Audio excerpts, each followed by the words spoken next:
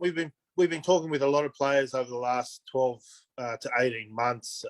Players like Augustine Pulu, George Moala, Peter Aki. There's also players who have just moved overseas recently. Nani Laumape and Vaya Fafida.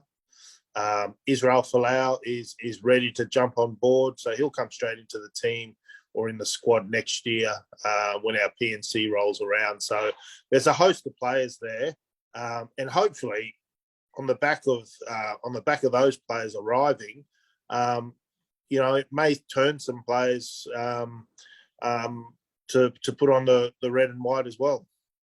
I'm sure there will be controversy, but we'll cross that bridge when it comes. And that's always been our goal is to get those players playing for us. We don't have the luxury of spending a lot of time together.